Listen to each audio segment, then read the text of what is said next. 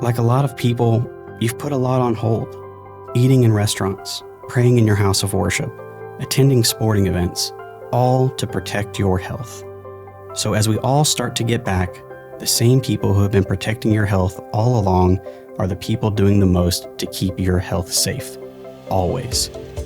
We're open for emergency care and for appointments safely for you. CHI St. Luke's Health Memorial. Companies really don't make decisions based on dollars. It's really a small slice of the pie if you say, we'll give you this, and they're a multi-billion-dollar company. What companies want, I think, from my perspective and what I learned in my career is, do you like me? Yeah. Do you want me here? Mm-hmm. Are people going to accept us? Mm-hmm. Are we going to be able to find workers? Are we going to fit in? Is it going to be a cultural fit, not necessarily a monetary fit? Welcome to Connect, connecting business to community. My name is Tara Watson-Watkins, and I'm president and CEO of the Lufkin Angelina County Chamber of Commerce. I'm joined with my co-host, Blake Pollino of BP Media Group. And Blake, I'm so excited to have you here with us. Yeah, we're so excited about this. We're thrilled to have you join us today as we kick off this new project, new medium for the Chamber. Super excited to partner with the Chamber on this, the Chamber Connect podcast. It's cool. You know, the Chamber is really proud this year. We're celebrating our 101st year as an organization, and it's kind of crazy to think about, but back in January at our annual banquet, we kicked off and said that our theme this year would be greater things are yet to come. And who knew when we said those words back in January that we would literally at this point be praying for better things to come. And I still am a believer that they're out there, that they're coming. I think all of this that we're going through has given all of us kind of a chance to regroup and rethink how we want to leave a legacy with our companies and our families. And, you know, what's happened with COVID with our economy and friends and family, it's really truly impacted our work. One thing that it's allowed the Chamber to do is to look at our events and determine what changes we would need to make to keep the Chamber going as a connector, catalyst, and a champion. During the entire month of September, we're going to be sitting down with local business owners, local community leaders from right here in our hometown to talk about what's happening in Angelina County. So we're excited to kick this new podcast off with Bob Samford, the director of the Economic Development Corporation for the city of Lufkin. So let's jump into this episode with Bob. My name is Bob Samford. I'm the director of economic development for the city of Lufkin, Texas. I've been in the job getting close to 3 years, which is crazy to think that I've been here this long. It's been an awesome experience. I came from a totally different work world. I was in a corporate setting the majority of my life and never thought in 1 kabillion years I'd boomerang back to Lufkin, Texas. But it's where I need to be, where I'm supposed to be, and I think we're making a positive change down there in the time I've been there. So. Well, I think the fact that you grew up here, I mean, I this did. is home for you. Your mom is here. Yep. And to be able to come back and do economic development for your home, That's right. It's got to be a pretty full circle moment. So it's really interesting because I believe so much in what I'm doing. Yeah. I really do. And sometimes I get a little bit beat up about that because I get too passionate about it. But I really think that this is an awesome city. It's a great area. And that we are so geographically positioned to capture the next movement of jobs. I really believe that, and it's just a matter of the way we present ourselves, the way we market ourselves, and that we're in competition with every other city in the United States. We're in a competition every day, and if you don't believe that, you're wrong. So that's kind of the way I look at that. So, but yeah, other than that, it's just, I never thought working for a city would be, that's been interesting, but. Well, tell us your background. Yeah, so before you were yeah. with the city. Yeah, so it's an interesting background. I came out of college about the era of JR in Dallas, and I thought, well, I'll just get a job in the oil and gas business and be JR. And I didn't work out like that. I got to my first job and asked my boss, I said, well, what's my responsibility? He said, you clean the tools and fill up the water cooler. And I was like, nah, I'm cool with that. Yeah, big responsibility. Yeah. So I did that. I worked out in the Gulf of Mexico offshore, 60 miles for almost 5 years. A lot of people don't know that. Flew helicopters, worked on drilling rigs. It was just bizarre to think I ever did that. I had a white 4-door LTD and I was like 24. So that was pretty cool. And then I just realized one day that I needed to make a change in my life and that money wasn't the only sole driver to happiness. And I made a change and came back to Diboll and worked for Temple Inland. And I lived in Diboll for a while. And took a big cut in pay, but it was the best thing I ever did for many reasons, but more work-related is that it just taught me Temple Inland really was about integrity and respecting people's opinions and doing the right thing, not whether it was this or that, but is it right? And it's kind of a funny story. I'll tell this on myself. Some people at Temple Inland will. I applied for a property tax job. I really didn't even know what that was. And I was like, I think I can do this, blah, blah, blah. And Jack Sweeney came to me one day and he said, do you have your accruals about ready? And I was like, I'm getting really close. It's super. And so we were all young at Temple Inland, and I went to the accounting group, and I'm like, hey, I'm Bob, Right, yeah. Could y'all help me with my accruals? How does this work? What's Can an you accrual? just show me how to do that? And it was the start of a fabulous career. It was just, we really had a good time, and I learned a lot about just how to handle myself and how to, it was just a great time. And then I lived here, moved to Austin, lived in Austin almost 15 years with Temple Inland there.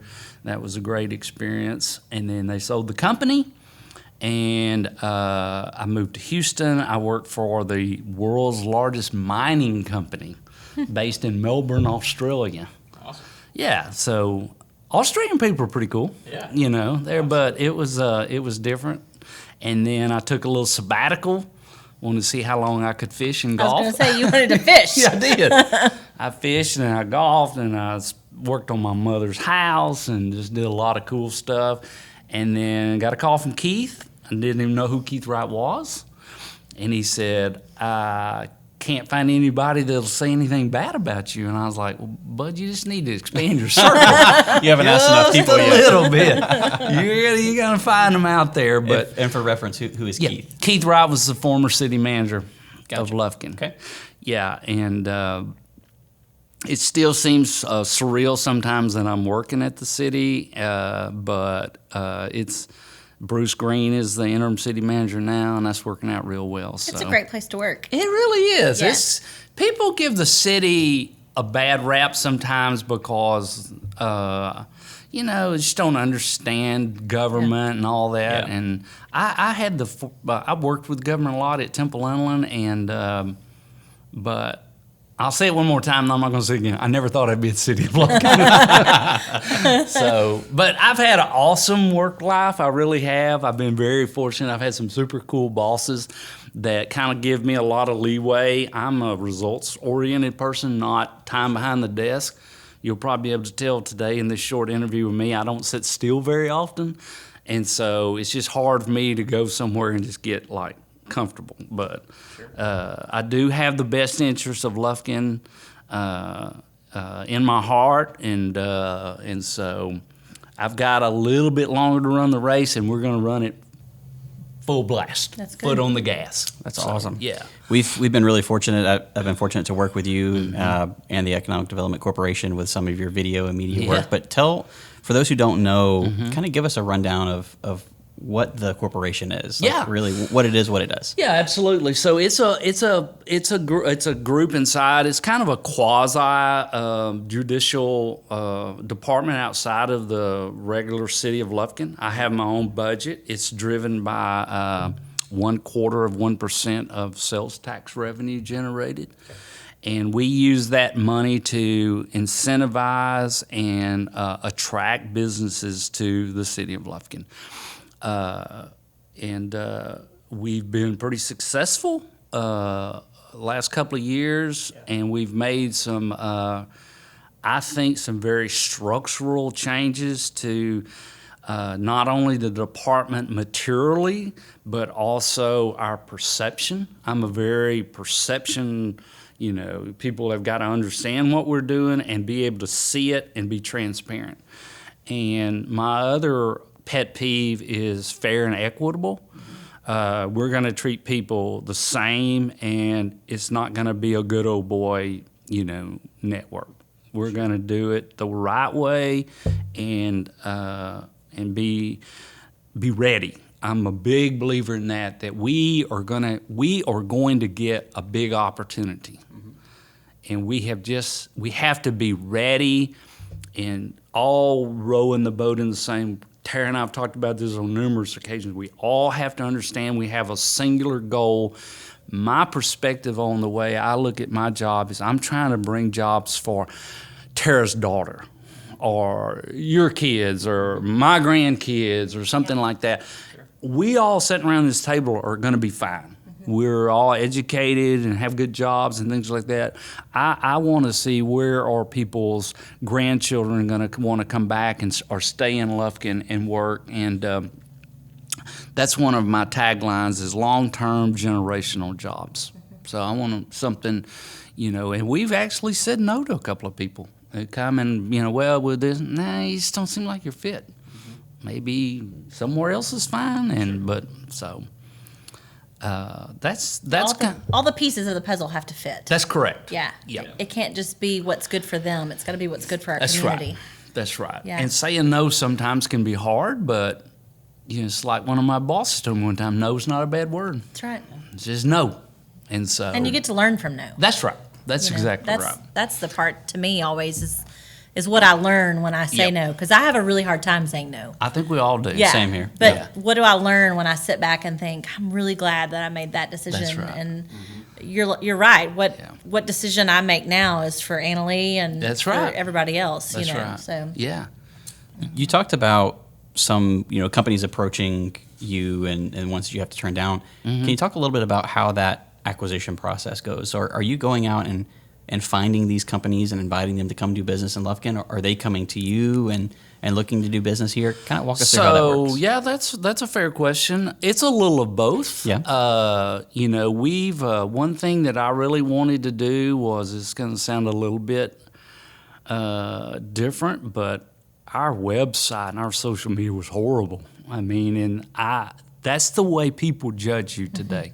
it is. They don't come and visit you. They're sitting in their computer in Charleston and go, well, let's just look at Lufkin. I've heard somebody say something about Lufkin, and it was just bad. It needed updating, so we updated that. We're advertising on LinkedIn and Facebook and Google, and to understand the mechanics and of how all of that works is amazing. The way you come out on the page, or the top or the bottom. We're doing some stuff in a nationally recognized site selection magazine, and we're just trying to find our niche in there of where we can fit into the space. We're not going to be Houston or Dallas or Austin, or we're going to be Lufkin. And that's what we've got to understand and talk about our attributes, and not, what someone doesn't have or has, but this is who we are. And hey, if it works, I've told several people this, that as CEOs that have came and visited with me, if it works, great. If it doesn't, I hope you're successful wherever you're at. Sure. Yeah. But this is what we have to offer. Yeah. And if you give us the opportunity and it fits within our parameters, we're going to win. I have a really, really bad habit of liking to win. Right. That's not a bad habit. Second is that, so. And people pick up on that. Right. It's a lot, and you guys know this. When you're talking to people, they can pick up on your passion, and whether they like you or not, and that all drives. It's kind of interesting. One thing back to my Temple Inland training. I was the property tax manager for Temple Inland. One of my jobs was to go to cities and talk to them about this, about abatements and incentives. And it's interesting fact that a lot of people don't realize companies really don't make decisions based on dollars. It's really a small slice of the pie if you say, we'll give you this, and they're a multi-billion-dollar company. What companies want, I think, from my perspective and what I learned in my career is, do you like me? Yeah. Do you want me here? Are people going to accept us? Are we going to be able to find workers? Are we going to fit in? Is it going to be a cultural fit, not necessarily a monetary fit? We've had several companies come lately that wanted no tax abatement. We say, hey, we'll give you this. Nah, we're good. Yeah. We like it here. We're going to just do it on our own, and that's just the way we're going to roll. Sure. What I've been impressed about over the last several years is the fact that we've got all these people that worked for large industry that were, laid off when the industry left, but that we have so many people that want to be retrained, and having Angelina College and having SFA and all of these different people that have said, we will create classes to retrain our people so that when you bring in new industry, that we can see what they need and the tools that they need so that we can get our people back to work. That's huge. And, we've got people. Yep. We've just got to get them trained in the right space so that when new companies do come in, like Twin Disc or Sterling or things like that, that we've got people that are ready to go back to work. Yeah. I would agree with that 100%, Tara. The other thing that I would add to that is where my mind space is that I tell people Lufkin is going to be the leader. We are. I mean, and I don't mean that in a bad way. It's just the way it's going to be. Well, if you don't believe that, who is going to believe it? That's exactly right. Yeah. And I think it's going to work out tremendous, because what I envision is like a spoke wheel. We'll have the companies here. We'll have the infrastructure around it, and people can live in Bronson and drive to Lufkin every day, then drive back to Bronson. Yeah, a hub. It's a hub. Yep. And when I talk to prospective companies, I talk to them about the 12-county region. 145,000 people, the commute times, because they're just not used to that. They're used to, what's the demographics around the plant? Well, and we're used to being the hub. We've right. always been the medical hub. Yep. We've been Shopping. the retail hub, Yep. and so now let's be the industry hub as well. That's exactly, and that's the way I nothing against any other cities or counties or anything, but I'm a Lufkin. We like we that. appreciate it. A little.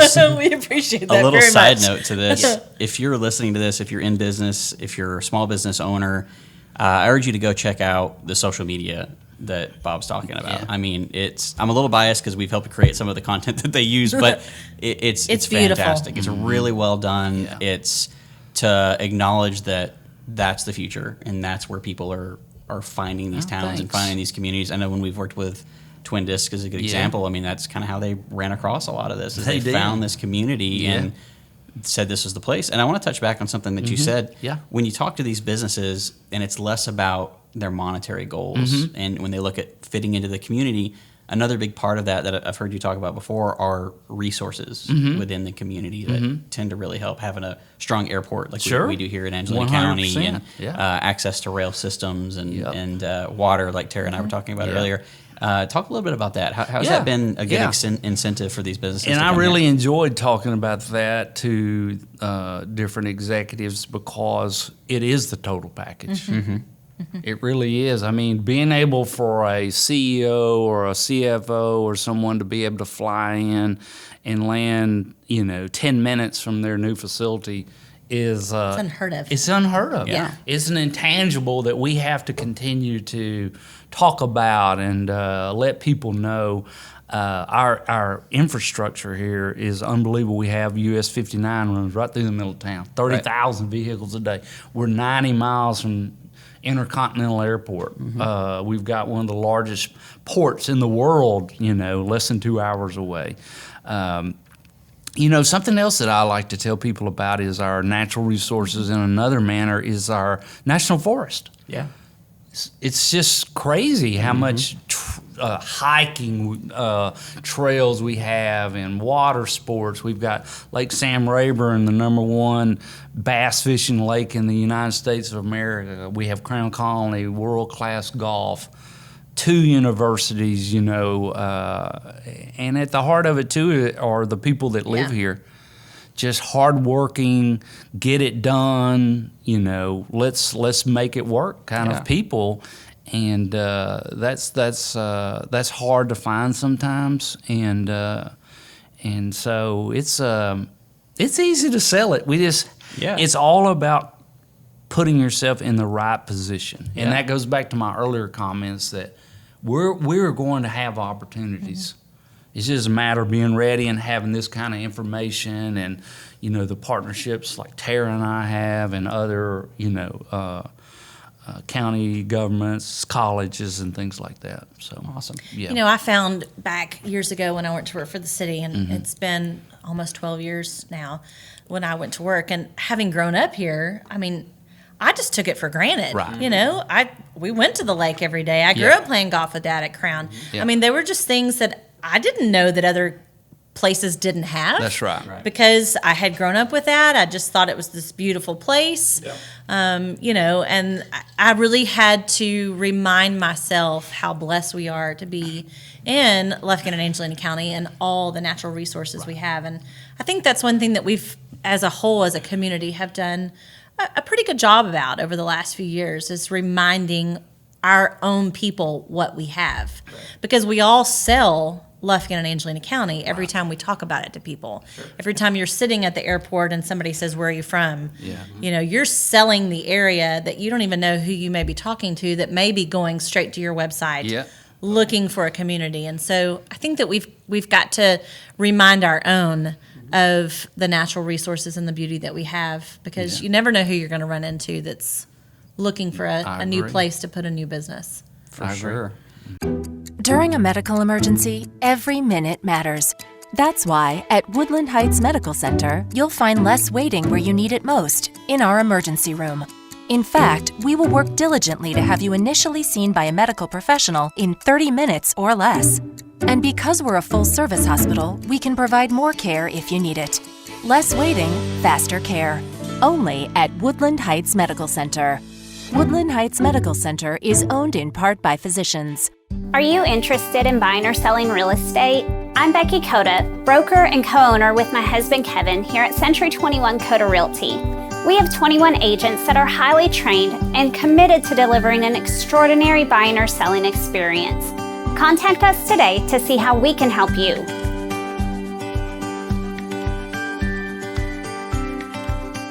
I want to give you a chance here to kind of toot your own horn a little bit. Tell us a little bit about some of the successes that y'all have had so far. And I know you've brought some great industry here to Lufkin, some really impressive businesses. Yeah. Talk to us a little bit about that. Let's drop some names on us. So we want to hear the good ones. Yeah, I guess I would start off the conversation with a caveat that it wasn't me. It was a team of people. Sure.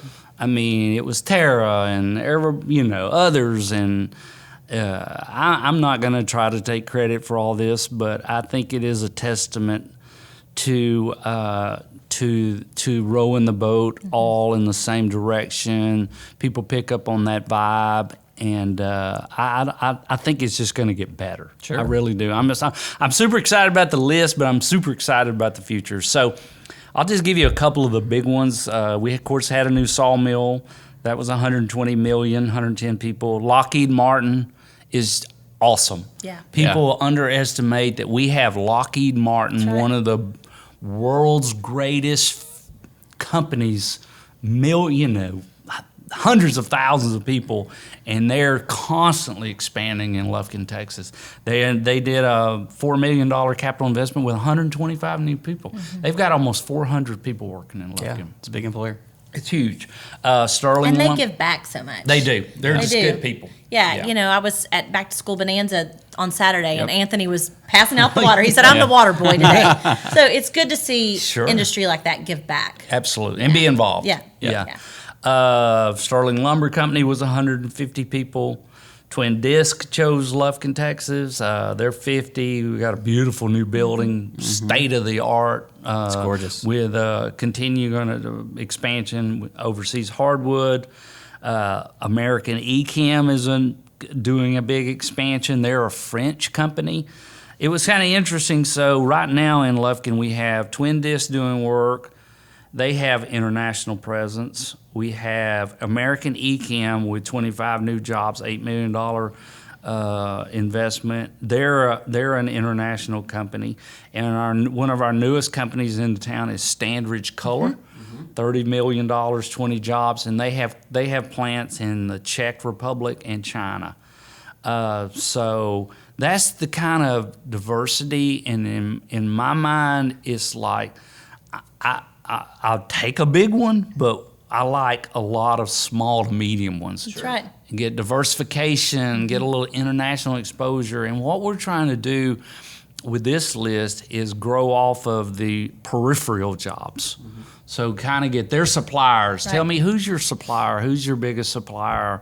Maybe we can reach out to them and contact them, or just word of mouth too. Hey, we're hanging out in Lufkin. We kind of like it. And just that is, in the last, since I've been here, there's been about almost 550 new jobs with close to $200 million in capital investment. I'm not saying I did that, but I'm just saying it happened, and that we should all take pride in people are wanting to invest millions of dollars in our city. Because there's a lot of choices out there that they could choose from.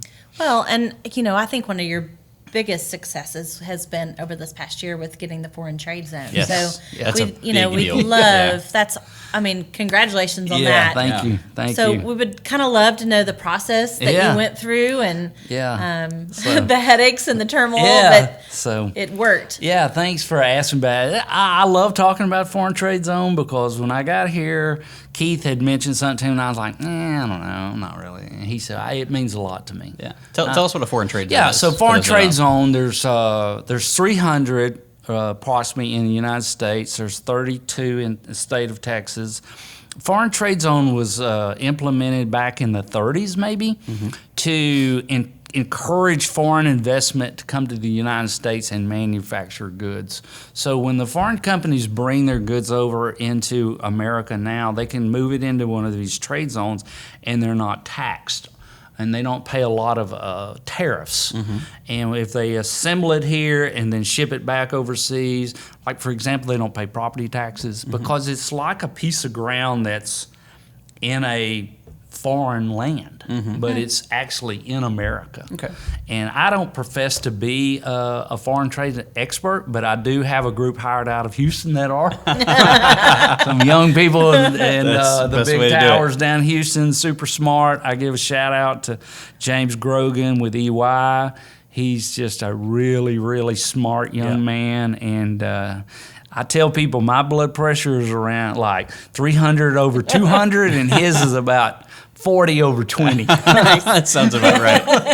So we make a good team, and but the foreign trade zone. So when I first got here, it was we had applied for the Port of Houston where we were outside of their jurisdiction. Gotcha. So that was kind of a mood killer, and then I was like, okay, I'm not going to take no for that. We're going to go Port of Beaumont. Okay. So we go to Port of Beaumont, and they said, we really don't want to mess with you. You're a small town, you're in the middle of nowhere. And that's when I broke out the, this is America speech to the guy. I mean, he was a high-ranking person with the Border Patrol. U.S. Customs and Border Patrol. And I was like, well, you just can't do that. You can't tell me that your agents don't want to drive up here or that it's out of their way. That's just not going to work. Right. And I'm not going to take that as an answer. And so... And because of that, we have a Ford. That's right. Trade zone now.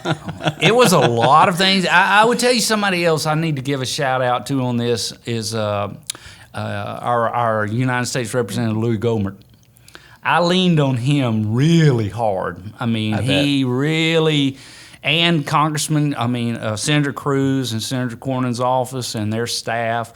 I made a couple of trips to D.C., and it goes back to a little of my other training I was in government affairs, so, kind of knew. Contacts. Contacts, and knew how to deal with them diplomatically and through channels, and just not taking no. I mean, no was going to be unacceptable. And there was a lot of doubts, and if we got told no the second time, you're done. Right. And you never can apply again, is my understanding. I could be false, we're a foreign trade zone. We were number 297 in the United States, and we are really playing in the big boy leagues now, or big person league. It's quite an honor. Other companies will see this now and recognize that. Yeah. Mm-hmm.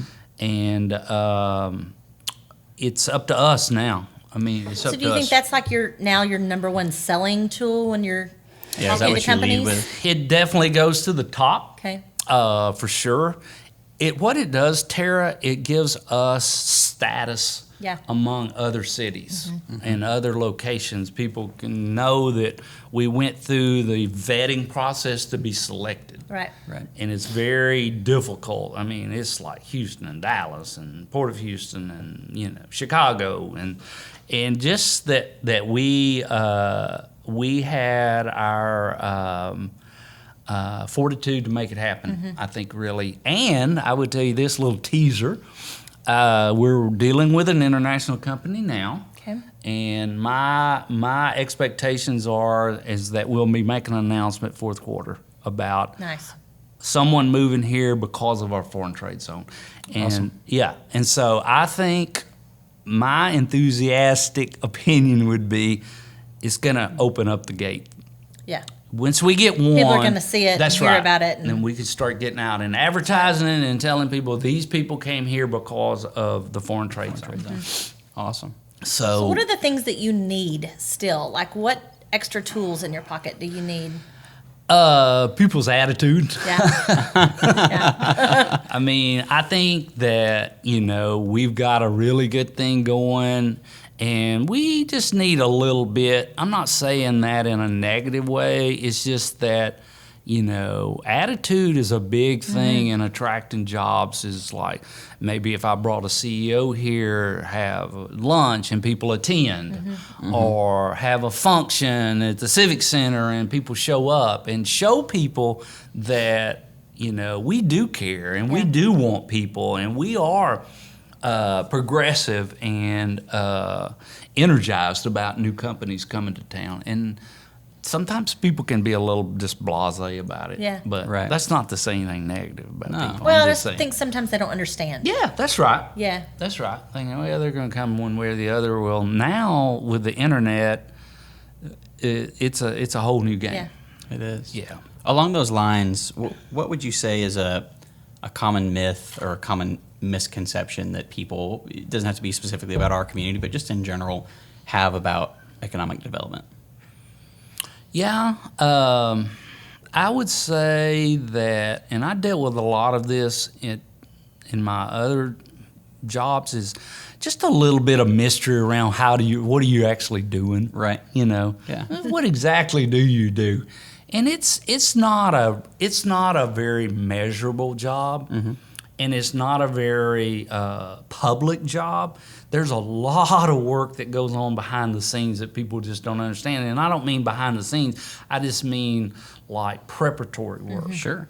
And being ready and understanding your competition and what steps do we need to take and what materials do we need to have ready and how do we handle ourselves and how do we present ourselves to potential companies it's nothing more than a craft or a trade like a welder. You know, a welder gets his gloves out and his hood and then his rods and the machine. Well, we're doing that same kind of thing. It's just that it's not as tangible or visible as some people think, and you can't sit around and wait on the phone to ring. Right. You know, you got to be proactive and be active in the community, and so it's hard to measure. It's hard to measure that, but I go back to my deal. All you need is one really big victory, and it all is going to be worth it. And so, but it takes time. You know, it's not like baking a cake. You can't mix ingredients, push it in the oven, and say, okay, it'll be ready in 30 minutes. Sure. It's a very constant. You know, just keep after it, and then just. Well, and you got to be patient. Like That's you got to right. get all your ducks in a row, and then keep adding to it, and waiting for that person to notice you that you've been after. Exactly. Yeah. One other thing that I would add to that too is support from my leadership, city manager, city council, taxpayers who fund the department. Is I would say that I've been pleasantly happy with the support I've gotten at the city, because I came in, I wanted to do a few things unconventional to them, and they've been 100% supportive of me, and that means a lot, not only to me but to the success of the program.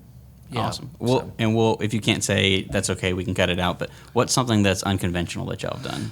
Website. Yeah. Advertising on Google, Putting a lot of work into the marketing. Facebook, videos. A lot of people go, Right. Video. Well, Yeah. that's what people It's want to what see. people want to see. Yeah. It is. Sure is. Being active on our social media, Facebook, Instagram.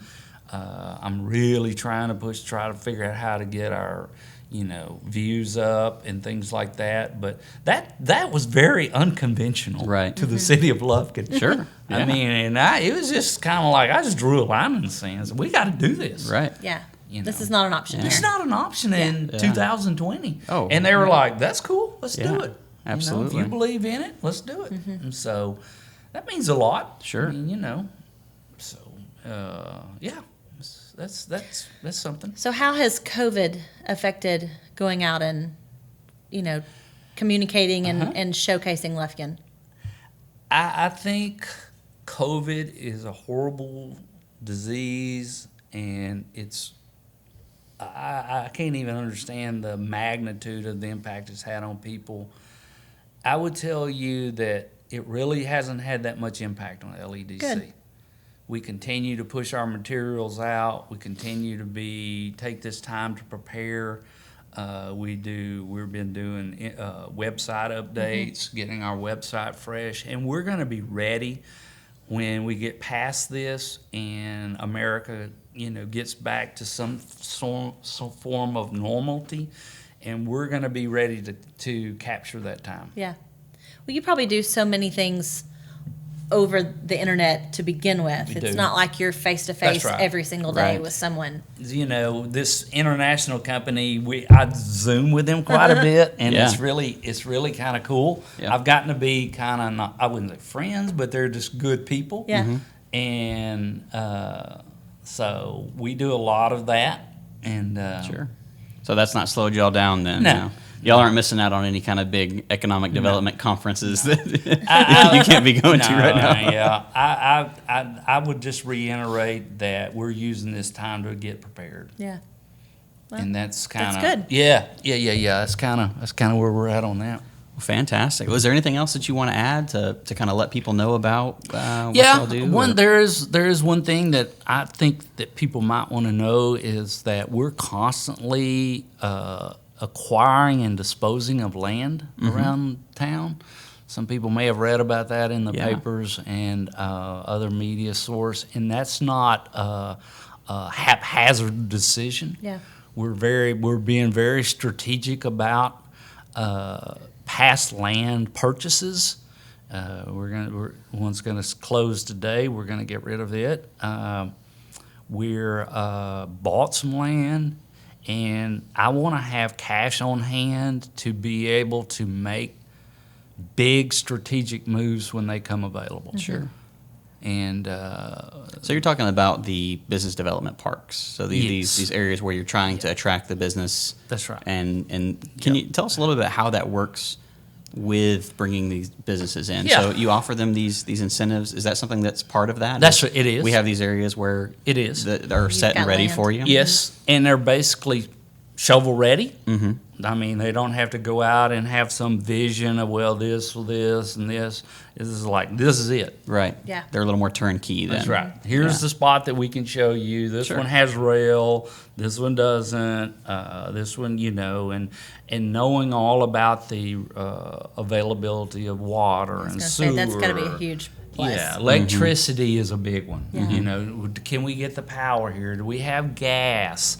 And so just having our land base strategically located, one thing that I'm going to really work hard on in the future is I think we have some big opportunities around logistical companies. I really do. I think FedEx, UPS, Amazon, those kind of fulfillment distribution centers. I think Lufkin's going to find a really nice position in that workspace.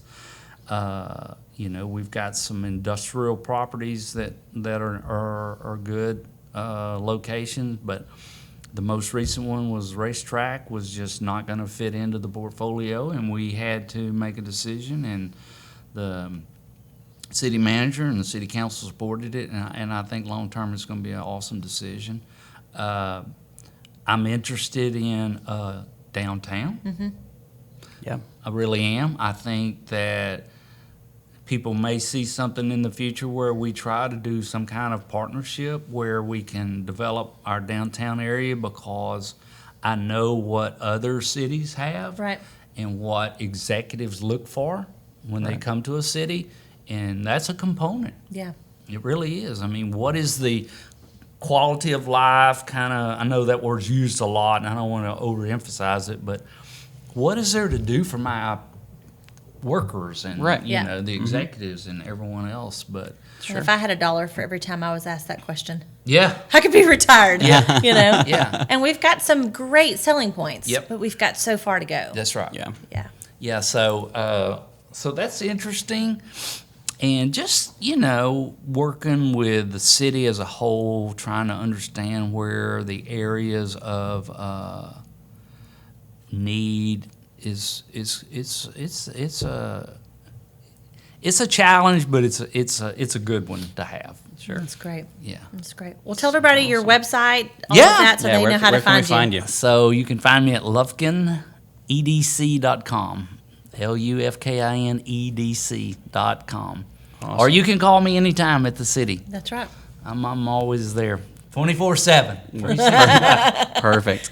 Well, thank you so much. We appreciate We your time. appreciate it. Thank We you. thank It you was for a coming pleasure. on. And this is a cool new medium for us. We wanted to make sure that you had an opportunity to kind of get this Thank you word for the out. opportunity. It's a great way Yeah. to kick off the new podcast. I like it. We wanted Yeah. people to know about this. I mean, like we've said, there's a lot going on in this community. Yeah. And like Tara said, we take it for granted sometimes. So we wanted to make sure people knew about it. But thank you so much for listening, everyone. And if you have a chance, please subscribe to the podcast wherever you're listening to this podcast. And it's available across all major podcatchers. And if you want to watch this on video, you can check this out at the Chamber YouTube channel and on our Facebook page. And you can catch the video version of this podcast as well. And if you'll take a second also to review the podcast on whatever podcatcher you're listening to, that helps us out a ton. So thank you so much for listening, and we will see you next time. Take care. Thank you.